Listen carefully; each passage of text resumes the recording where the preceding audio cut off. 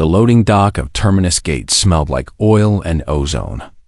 G1 wiped sweat from her forehead and marked another crate as delivered. 3 years she had worked here.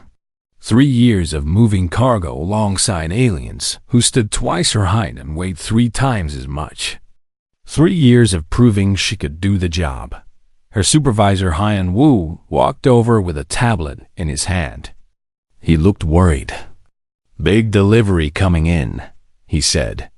"Star steel from the outer rim. The Vraxians are handling it."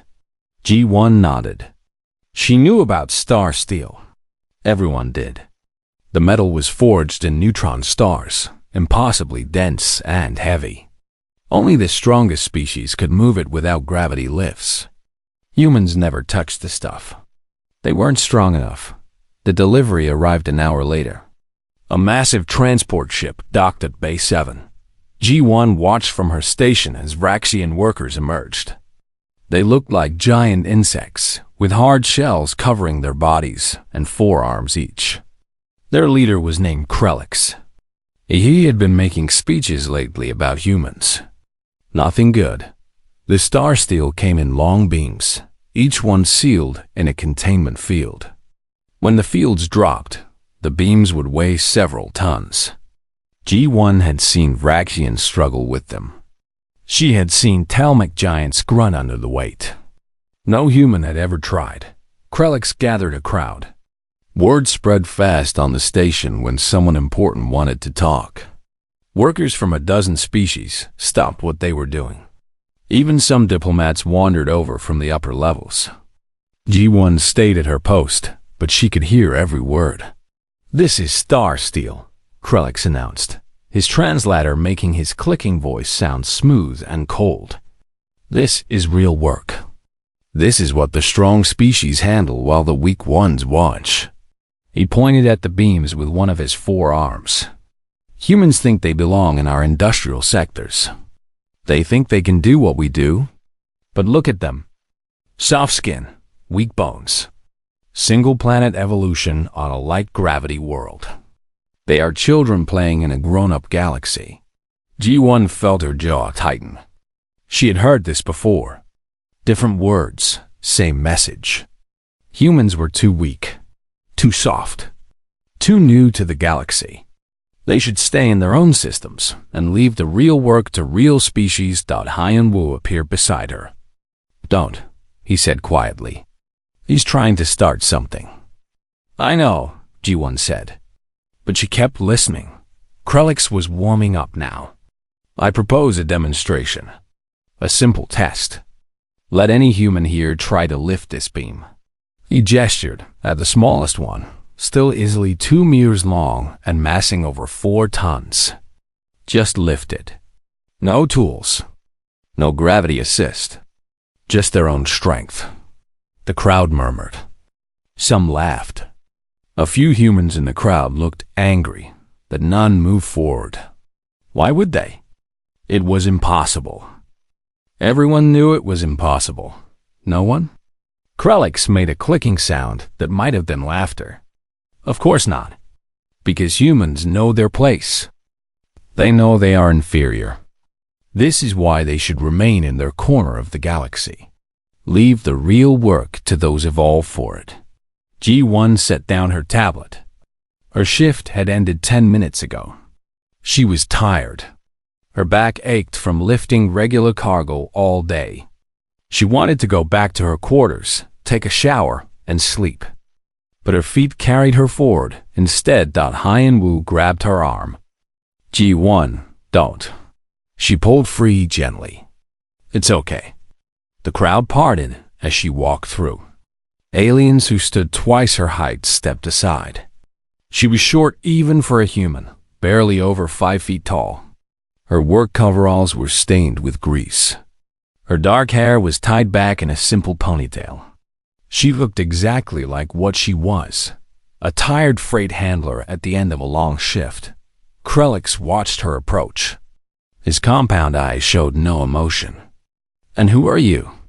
"G1. I work here. You wish to try."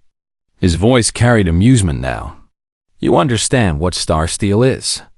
I understand. Then please, show us what humans can do. The beam lay on the deck plating, held by magnetic clamps. Krelix deactivated them with a gesture.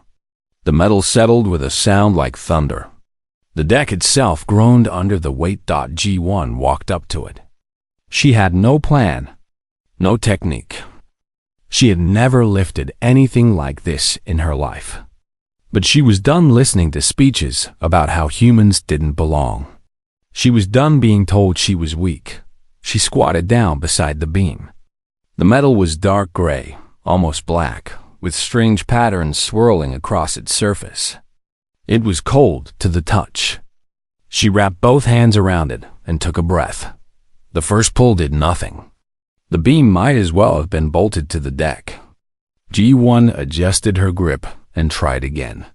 Still nothing. She could feel the crowd watching, could hear the whispers starting. She closed her eyes. She thought about her parents on Terra Nova, working in high gravity to terraform a hostile world. She thought about every human who had been told they weren't good enough, weren't strong enough, didn't belong. She thought about Hyun-woo defending her to management when other supervisors said humans couldn't handle dock work. She pulled. Something in her body shifted. Not broke, but changed. Her muscles didn't just contract. They reorganized. Her bones didn't just hold. They strengthened. Every safety limit her evolution had built into her biology simply stepped aside. The beam moved. G1 stood up, the star steel rising with her. 4 tons of neutron-forged metal came off the deck. Her arms shook. Her legs trembled. But the beam was up. She was holding it with both hands at chest height. The dock went silent. Absolutely silent. Even the hum of the station's air recyclers seemed to fade. G1 looked at the beam in her hands. Then she shifted her weight and moved it to one arm. Her right arm. She held it there at shoulder height. 4 tons of impossible weight balanced in one hand like she was holding a pipe. She turned to look at Krelix. The Vraxian had gone completely still. Is this enough? G1 asked. Her voice was quiet, steady. For 3 seconds, nobody moved. Then the dock exploded into chaos. Aliens shouted in a dozen languages. Someone activated a camera. Someone else ran for security. Hyun-woo stood frozen with his mouth open. Krelix found his voice first. Impossible. She's using hidden technology. Scan her. G1 set the beam down carefully. It hit the deck with another thunderous sound. She straightened up and held out her arms. Scan away. Security arrived within minutes. Then medical teams. Then station administrators. G1 let them scan her with every device they had. She answered every question. She stood still while they argued over the readings. All the scans said the same thing. She was human. Completely baseline human. No cybernetics. No genetic modifications. No hidden exoskeletons or gravity manipulators. Just a tired freight handler who had lifted something no human should be able to lift. By the time they let her go back to her quarters, the footage had already spread across the station's network. By morning, it would be on every human colony, and half the alien worlds in the Confederation. G-1 didn't know that yet. She just knew she was tired, and that tomorrow, everything would be different. They put G1 on administrative leave the next morning. 2 security officers came to her quarters before her shift started. They were polite but firm. She was not in trouble, they said. This was just procedure. There had to be an investigation. She spent the day in a medical facility, while doctors from 4 different species examined her. They took blood samples. They scanned her bones. They measured her muscle density and neural activity. They made her lift progressively heavier weights while machines recorded everything. Dr. Yuna arrived in the afternoon. She was human, a xenobiologist who had been on Terminus Gate for 5 years. She looked at the test results with growing confusion. "This doesn't make sense," Yuna said, scrolling through data on her tablet. "Your muscle fiber composition is normal. Your bone density is slightly higher than Earth standard, but that's consistent with growing up on Terra Nova. Nothing here explains what you did." G1 sat on the examination table in a medical gown. "I don't know what to tell you. I just lifted it." 4.2 tons, Yuna said. The scans confirmed the beam's weight. The strongest human powerlifter in history maxed out at around half a ton in deadlift. "You lifted 8 times that." "With one arm. I had 2 arms when I started." "That's not funny. I wasn't joking." Yuna sat down and rubbed her eyes. She looked as tired as G1 felt. "The Confederation Security Council wants answers. Krelix is filing formal complaints. He's saying you used illegal augmentation technology. Other species are getting nervous. If humans can secretly enhance themselves beyond detection, it changes everything about galactic politics." "I'm not enhanced," G1 said. "Your scans prove that." "I know, but proving a negative is hard. There's always someone who will say we missed something." The door opened, and a man in a Confederation naval uniform walked in. He was human, tall and broad-shouldered, with gray starting to show in his black hair. His insignia marked him as a commander. "Dr. Yuna," he said with a nod. Then he turned to G1. "Miss G1, I'm Commander Day 1, Confederation Science Division.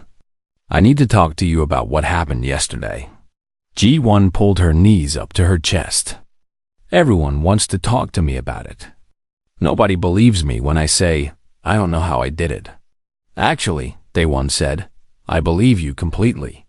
Because you're not the first." He pulled out his own tablet and brought up several files. "Pilot Jisoo, stationed on the frontier. 6 months ago, her fighter took damage during a patrol. She had to pull maneuvers that should have killed her from the G-forces. 14 G-turns sustained for over 30 seconds. No human can survive that. She did. Medical scans showed she was baseline human." He swiped to another file. "Medic Bora, civilian transport disaster near the Helix Nebula. Station breach. She was exposed to hard vacuum for 28 minutes while evacuating children to a safe section. No suit, just her uniform. She should have died in 90 seconds. She didn't. Baseline human." Another file. "Construction worker Shanho. Habitat dome collapse on New Sol colony.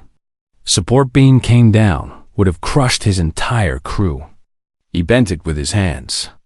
"Titanium alloy beam, rated for structural loads measured in megatons. He bent it enough to let his people escape. Baseline human." G1 stared at the files. "What does it mean?" "That's what I'm trying to figure out," Day 1 said. "I've been tracking these cases for 2 years.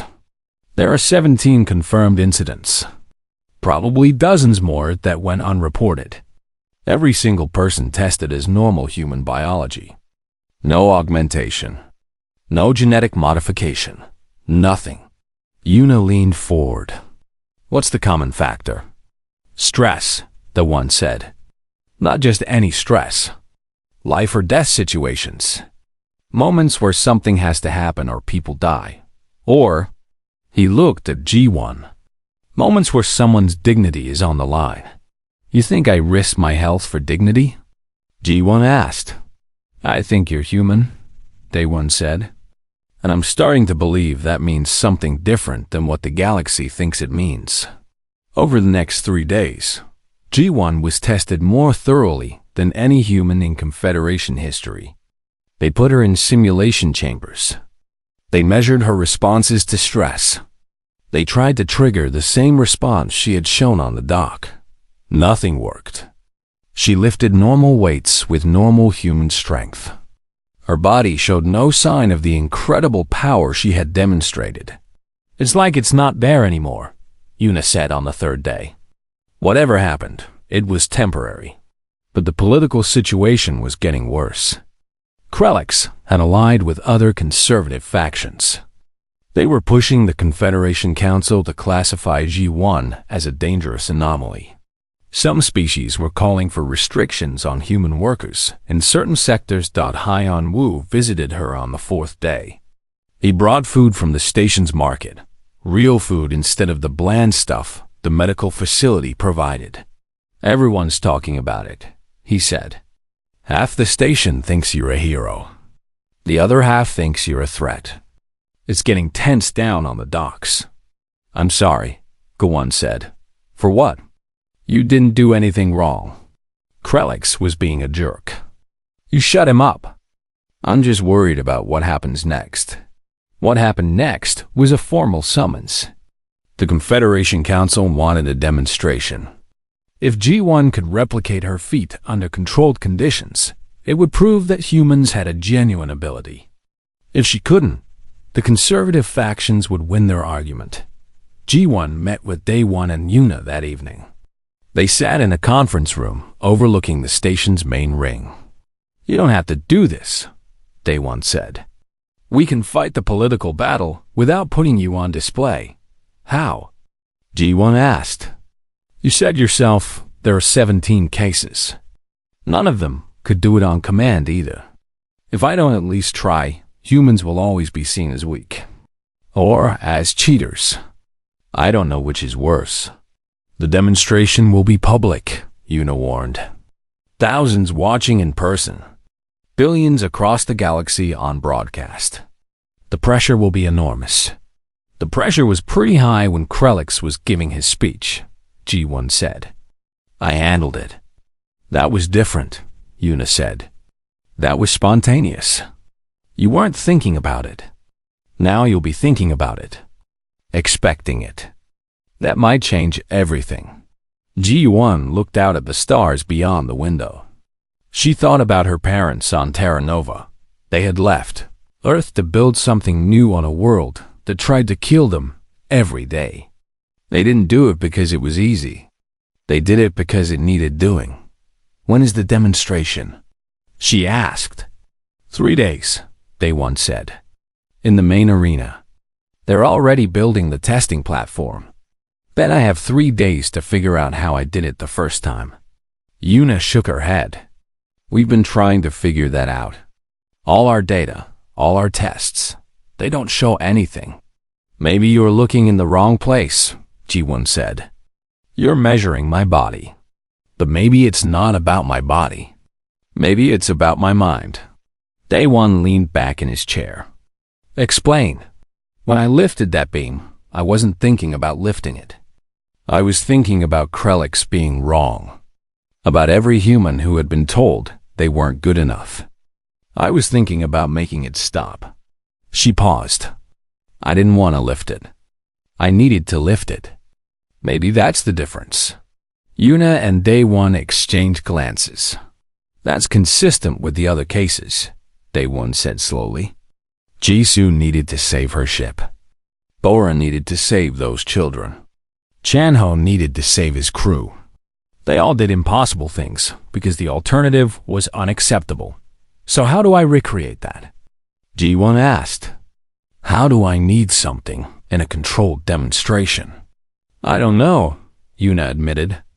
"But we have 3 days to find out." The next 72 hours were the strangest of G1's life. She trained with Haiyan Wu, trying to remember exactly how she had felt on the dock. She meditated with a Kelton philosopher who taught her breathing techniques. She talked to a human psychologist about motivation and purpose. None of it felt right. She was trying too hard, thinking too much. The demonstration was becoming a test she might fail instead of something she simply had to do. On the final night before the demonstration, she couldn't sleep. She went to the observation deck and stared out at the stars. Tomorrow, the galaxy would be watching. Tomorrow, she would either prove that humans belonged among the strong species, or she would prove Krelix right. She didn't know which scared her more.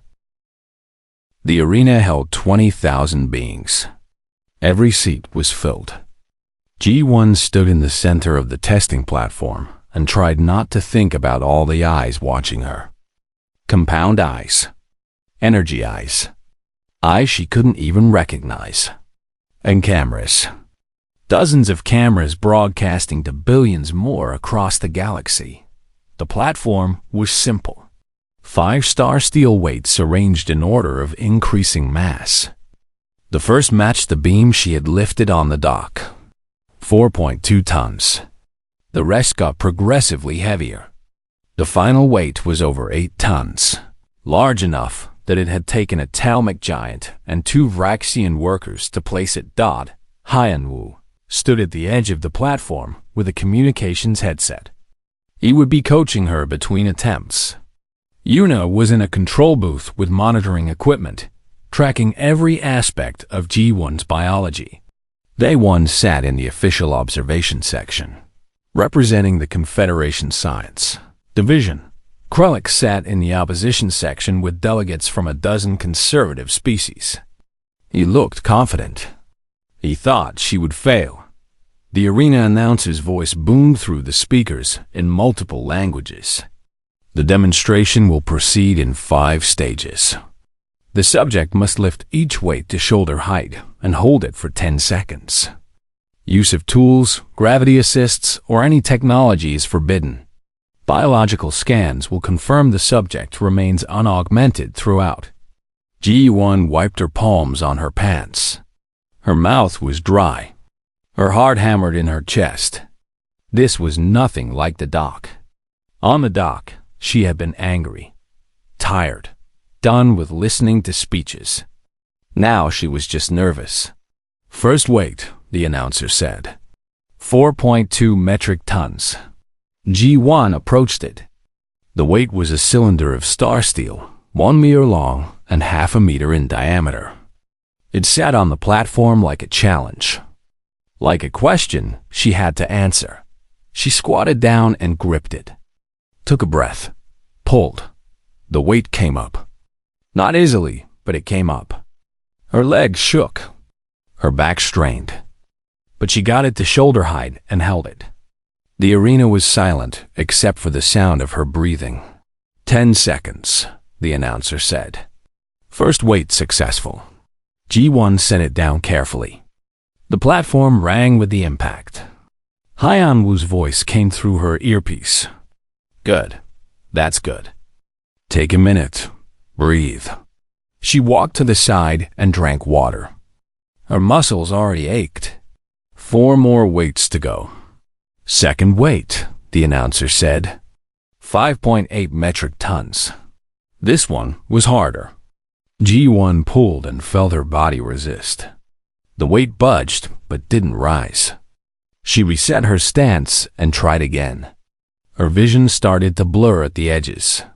The weight lifted a few inches and stopped. Failure, the announcer said. Second attempt permitted.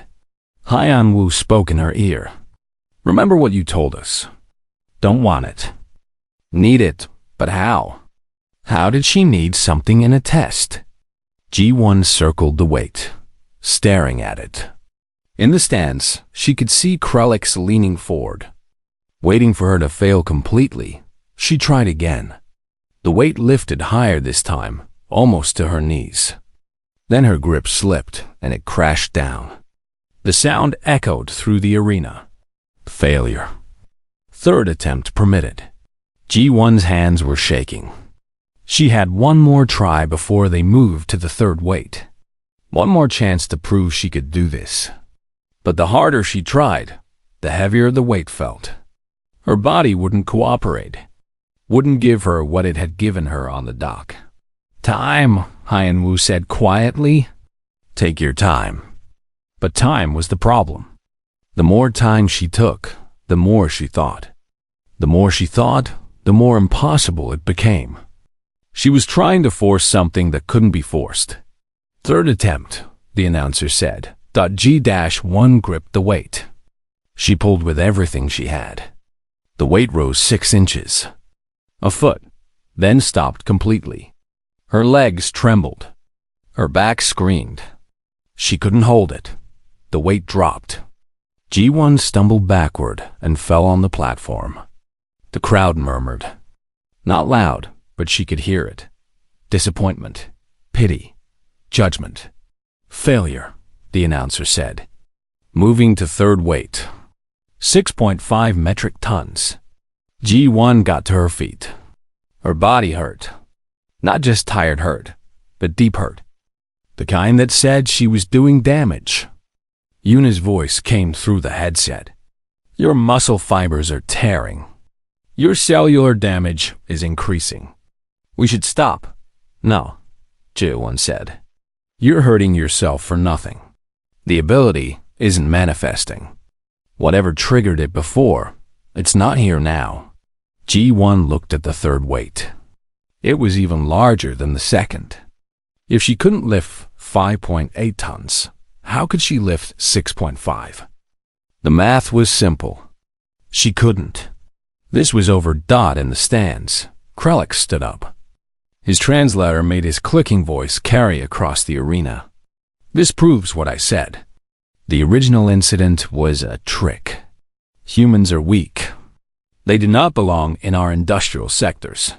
Something in G1's chest tightened. Not her muscles. Something deeper.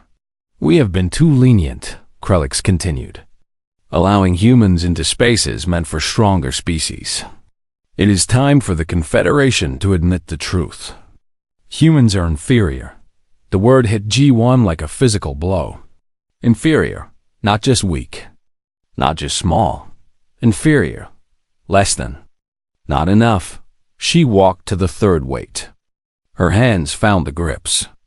She didn't think about lifting it. She thought about her parents. About Haiyan Wu defending her to bosses who said humans couldn't do dock work. About every human in the galaxy trying to prove they belonged.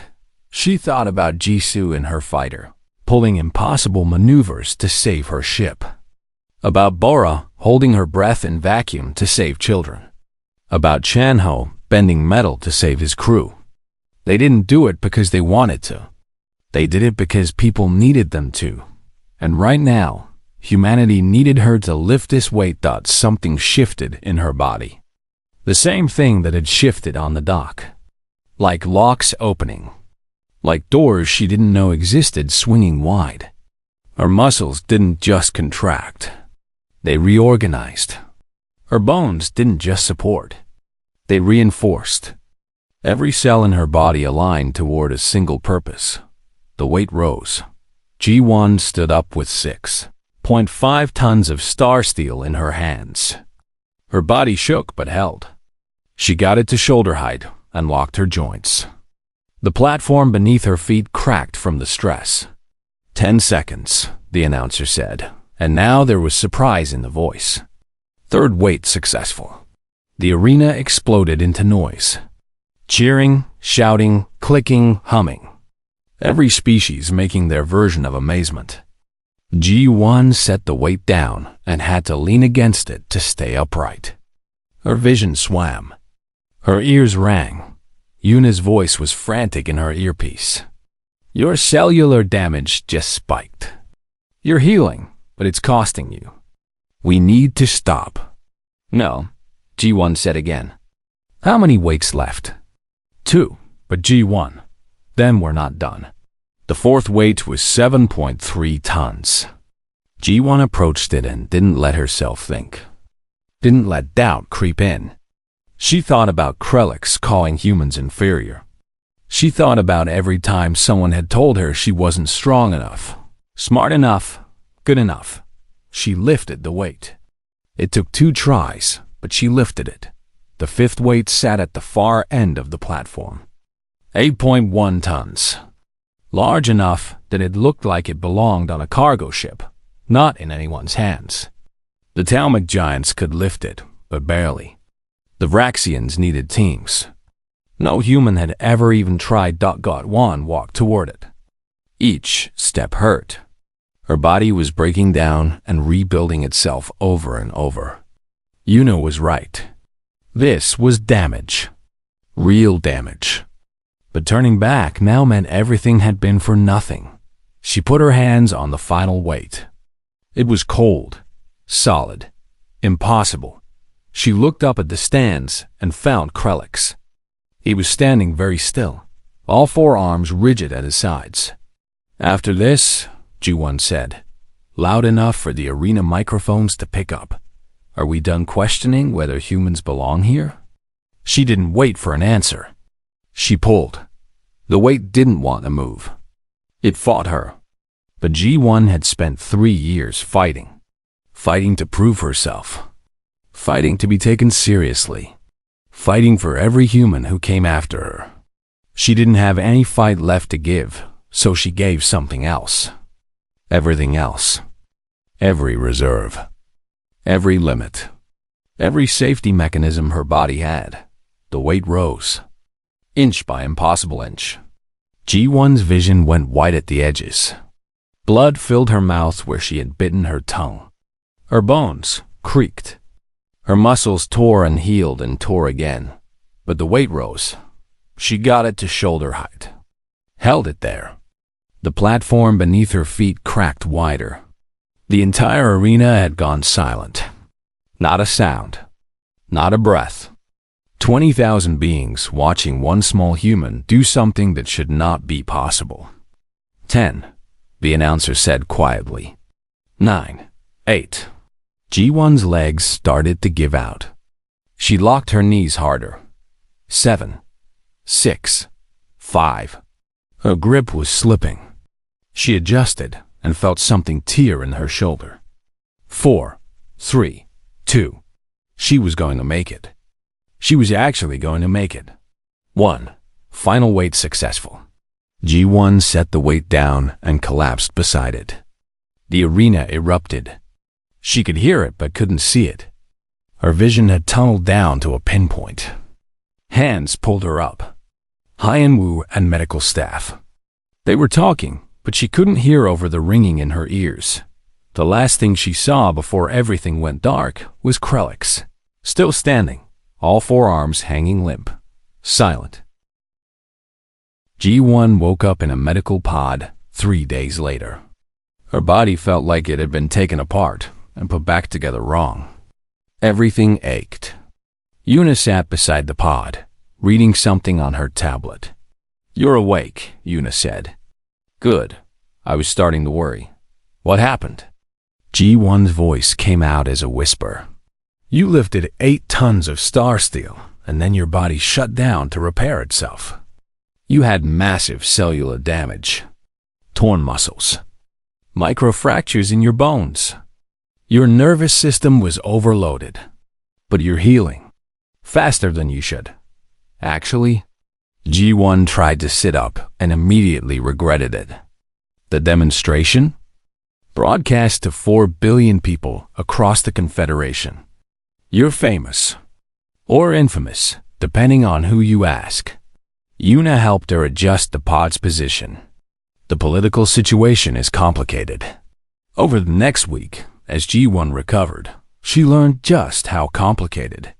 The Confederation Council had split into 2 camps. Progressive species like the Keldan and the Mashara were calling for new respect toward humanity.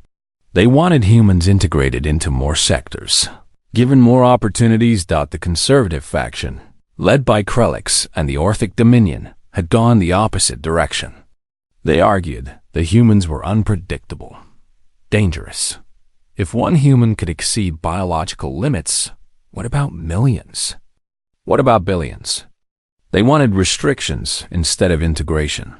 "They're scared," Day One explained during one of his visits. Before, they could dismiss humans as weak. Now they don't know what to think.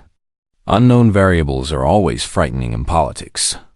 "I just lifted some weights," G1 said. "You did the impossible. That changes things." The human response was just as divided. Earth and the colonies reacted with pride, but also with concern.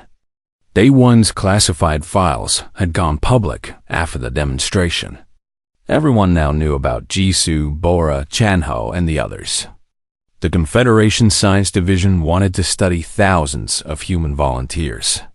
"They want to understand the adaptive surge," Yuna explained.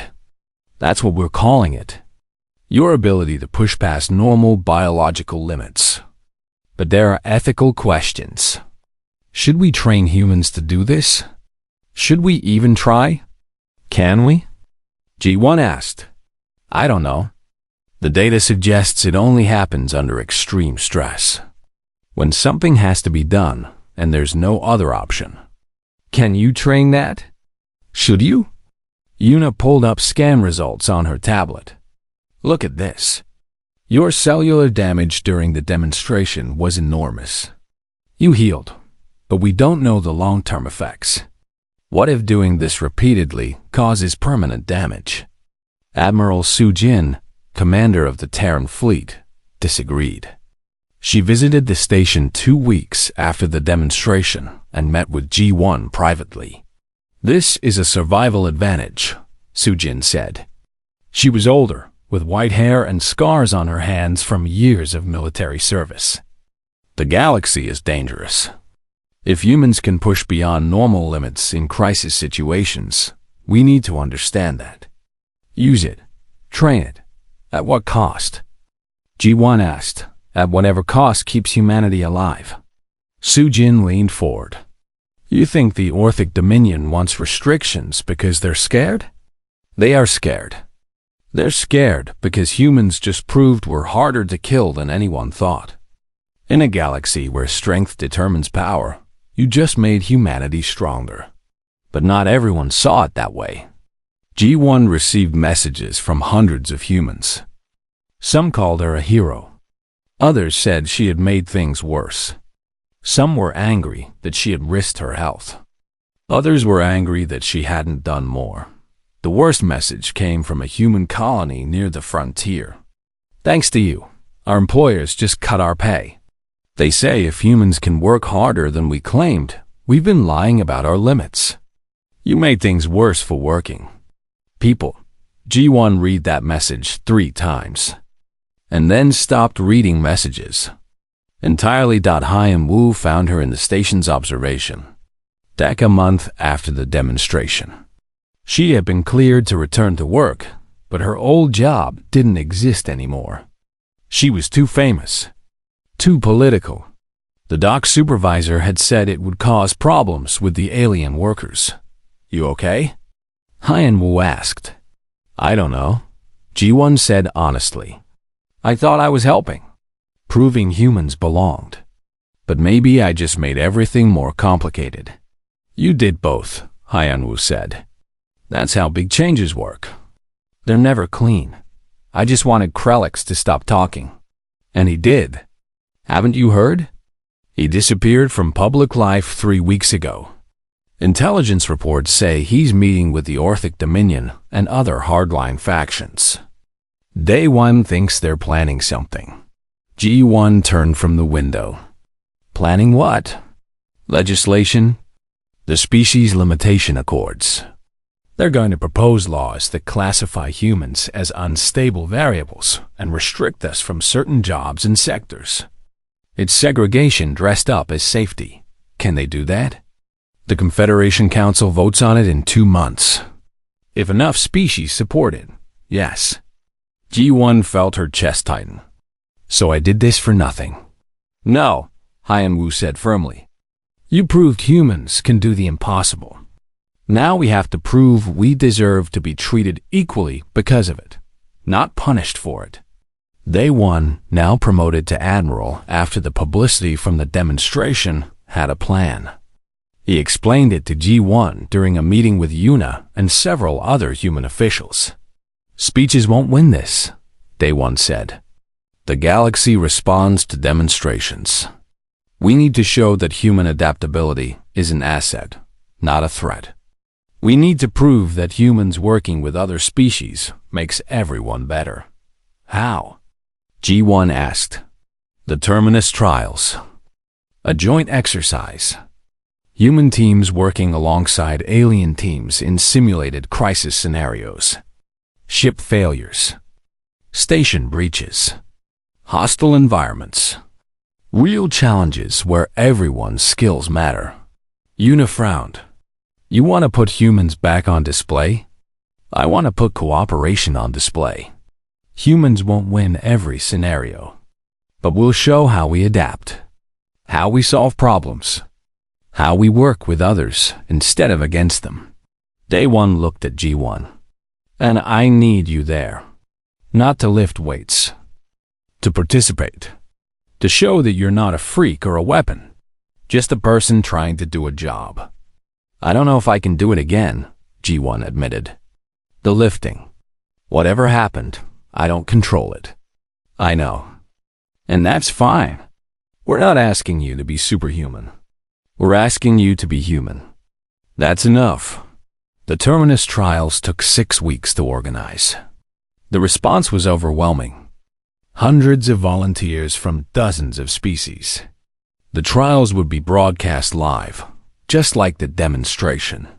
But this time, it wasn't about one human doing the impossible. It was about everyone working together. G1 was assigned to a mixed team. Herself, a Vraxian engineer named Sictel, a Keldan navigator, a Mishara medic, and a Talmech structural specialist. Sictel was not happy about the assignment. I do not work well with humans, Sictel said during their first meeting. His translator made his disapproval clear. Then, this will be educational for both of us, G1 said. They trained together for 2 weeks. The scenarios were brutal. Simulated disasters that required quick thinking and cooperation. G1 learned that Sictel was brilliant with systems but struggled with improvisation. Sictel learned that G1 could find solutions with limited resources, but sometimes pushed herself too hard. The trials began on a cold morning. 20 teams competing across 10 scenarios. News coverage was even bigger than the demonstration. This was about more than one human now.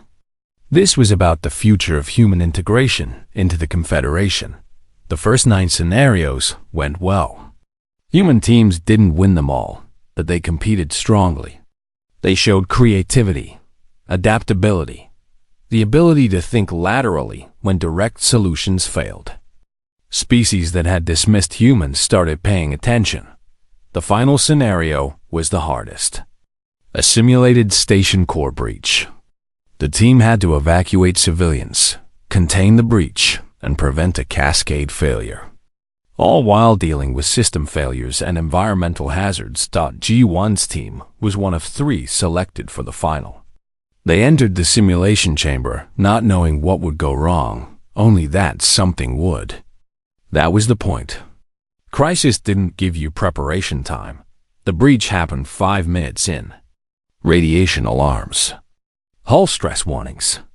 Civilians trapped behind blast doors. And the star steel containment door that protected the core was failing. It needed to be held manually while evacuations completed. The problem was simple. The door was massive. Even with the team's combined strength, they couldn't hold it. Not for the 10 minutes needed to complete the evacuation. It was impossible. G1 looked at Sictel. The Vraxian engineer was already calculating. Our combined strength is insufficient. We need another solution. There isn't one, the Keldan navigator said. We have to abandon this scenario. But G1 was thinking about Chanho. About holding a beam so his crew could escape. About doing the impossible because people needed him to. We hold the door, G1 said. We cannot, Sictel replied. Then we try anyway. G1 positioned herself at one side of the massive door. Sictel moved to the other side, his 4 arms gripping the frame. Together, they pushed against tons of star steel and failing hydraulics. This will not work, Sictel said. Keep pushing, G1 said through gritted teeth. The door started to close. Slowly. Too slowly. The evacuation timer showed 8 minutes remaining. G1 felt her body starting to shift. The same feeling as before. Limits dissolving. But even with that, even with Sictel's 4-armed strength, they were losing ground. We need help, G1 said. The Confederation Council met 6 weeks after the Terminus trials. Representatives from 300 species gathered in the Great Chamber on the neutral world of Axiom Prime. Vote on the Species Limitation Accords would determine humanity's future in Galactic Society. G1 watched the proceedings from Terminus Gate. She sat in a conference room with Day 1, Yuna, Hyan Wu, and Sictel. The Vraxian had become an unexpected ally. After the trials, he had spoken publicly about working with humans. His testimony carried weight with the conservative factions. The vote will be close, Day 1 said, watching the diplomatic feed. Too close. Representatives from both sides gave speeches.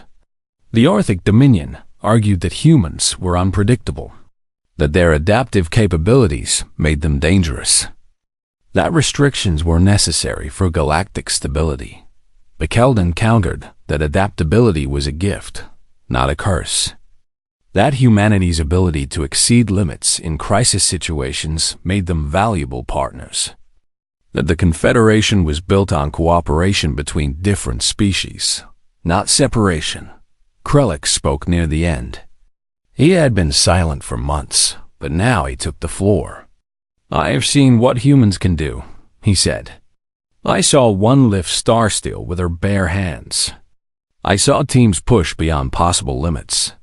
And I ask you, what happens when they turn that strength against us? The chamber murmured. It was the fear many species shared, but few had voiced so directly. Then Sictel requested to speak.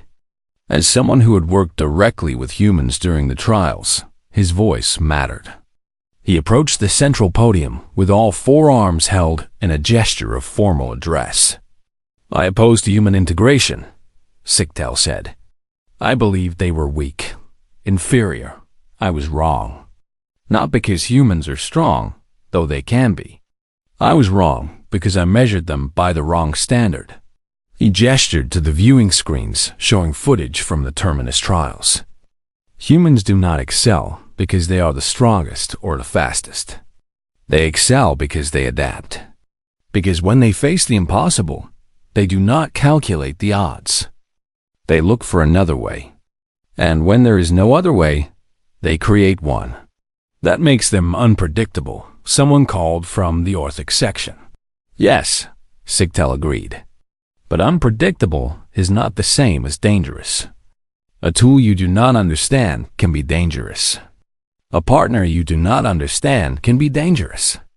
But humans are not tools. They are people. And if we take the time to understand them, they make us all better. The vote was called. 300 species, each casting their decision. Support the Accords and restrict humanity. Oppose them and allow full integration. The count took an hour. G1 stopped watching halfway through and went to the observation deck. The stars beyond the window didn't care about politics. They just burned, constant and indifferent. Hyan Wu found her there. It's done, he said. And? The Accords failed. By 18 votes. Humans get full integration status. G1 let out a breath she didn't know she'd been holding. What does that mean? It means you can go back to work if you want to. It means human workers can compete for any job in any sector. It means we're not second-class citizens anymore. Hyan Wu smiled. It means you won, but it didn't feel like winning. G1 thought about the human colony that had their pay cut. About the workers who would now face higher expectations because everyone knew humans could push harder. About all the complicated consequences of proving humans were capable. I didn't do it to win, G1 said. I just wanted to do my job without someone telling me I wasn't good enough. I know, but you did more than that. You changed how the galaxy sees us. The changes came quickly after the vote. New integration protocols were established. Human workers were recruited for positions that had been closed to them before. Species that had dismissed humanity started paying attention. The Confederation also established something new. The Human Adaptability Institute on Terminus Gate, not a military training facility, though some had pushed for that. Instead, it was a research and education center, a place to study human biology and psychology, to understand what made humans capable of their adaptive surges, and to teach other species about working with humans. Day 1 offered G1 a position as an instructor. "You don't have to lift weights," he said. "We need people who can explain what it's like, what it feels like, how to work with humans in crisis situations." "I'm not a teacher," G1 said. "You're someone who did the impossible and lived to talk about it. That makes you exactly what we need." Yuna also worked at the Institute, heading the Xenobiology Research Division. Her studies into human adaptive response were changing the field. She had published papers that were being read across the Confederation. The mystery wasn't fully solved, but they understood more now. "It's a combination of factors," Yuna explained during one of the Institute's first public lectures. G1 sat in the back and listened. "Adrenaline is part of it. Neuroplasticity. Muscle fiber recruitment beyond normal limits. But there's something else. Something we can measure but don't fully understand. A fundamental flexibility in human biology that allows temporary reorganization of cellular function when necessity demands it." "Can it be trained?" someone asked. "We don't know yet," Yuna admitted.